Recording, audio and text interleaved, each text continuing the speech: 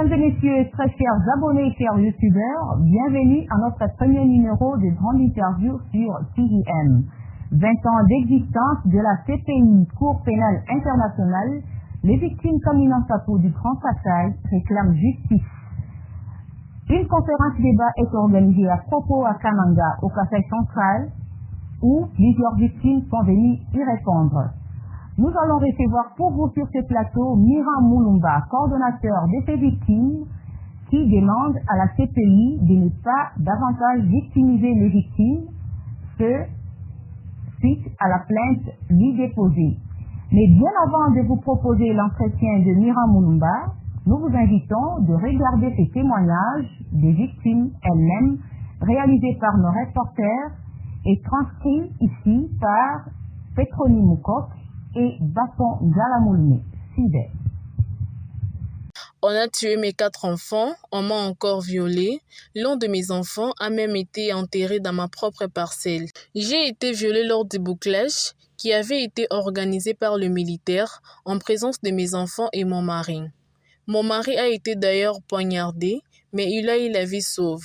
L'un de mes garçons qui avait été copieusement tabassé était mort quelques jours après par manque de soins médicaux.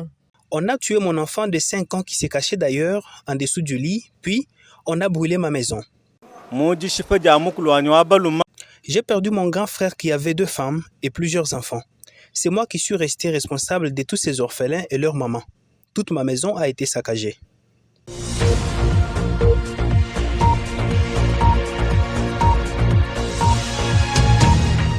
Merci. Je vous laisse à présent regarder l'entretien du coordonnateur des victimes Kamina Sapou au Grand Kasaï. Mira Mulumba s'entretient avec Cephas Oscar Kamanga. Monsieur Mira Mulumba, coordonnateur des victimes de Kamina Sapou au Grand Kasaï, 20 ans d'existence de la Cour pénale internationale, CPI, une conférence débat organisée à la paroisse Saint-Marc de Kananga ce 29 juillet. Quelle est la quintessence de celle-ci? De l'activité du jour s'inscrit dans la logique de 20 ans d'existence de la Cour pénale internationale. Comme nous le savions tous, juillet 2002, juillet 2022, la Cour pénale internationale totalise jour pour jour 20 ans. Et l'association de victimes de Kamina Sapou, relativement à notre plainte que nous avons déposée devant la Cour pénale internationale, nous avons pensé effectivement qu'en ce jour, il fallait que nous puissions réveiller cette instance internationale comme nous le savions tous, que son existence a été saluée par l'humanité dans la logique de lutter contre les graves violations systématiques des droits de l'homme. Et par conséquent, l'association des victimes du Grand Kasaï, victimes de différents crimes, notamment crimes de guerre, et crimes contre l'humanité allant entre 2016 à 2017. Nous avons pensé effectivement relativement aux faiblesses qu'accusaient les juridictions nationales, conformément à l'article 15.2 du statut de Rome, qui estime que le procureur, près la Cour pénale internationale, peut être saisi sur des informations émanant d'un État signataire, d'une organisation gouvernementale, pourquoi pas non gouvernementale, pourquoi pas aussi, le procureur peut être aussi saisi pour avoir des informations complémentaires par l'État victime, n'est-ce pas, de différents crimes perpétrés dans son État. Voilà pourquoi l'association des victimes a logé sa démarche dans l'article 15 du statut de Rome. Nous voudrions lancer un appel vibrant à l'État congolais pour voir dans quelle mesure ils peuvent accompagner l'association des victimes de Kamina Sapou par rapport à notre démarche vis-à-vis de la Cour pénale internationale. La plainte a été posée la saison antérieure, au mois de novembre et au mois d'octobre.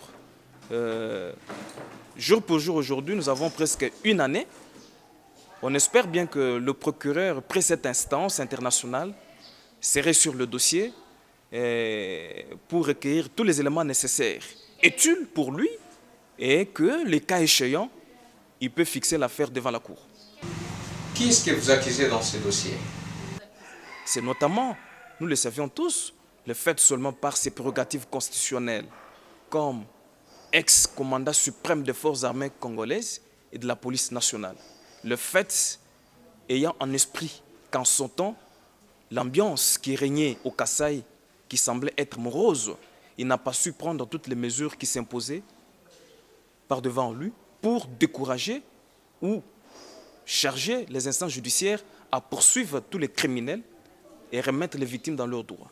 Ne pas poser cet acte, il était passif et conformément au droit pénal international. On vous dit, vous devez en principe répondre, ce n'est pas parce que vous étiez sur le champ de bataille, mais vous répondez par le fait que, au regard de votre rang, au regard de votre statut, vous n'avez pas pris des dispositions nécessaires pour décourager ceux qui allaient commettre ces bévues.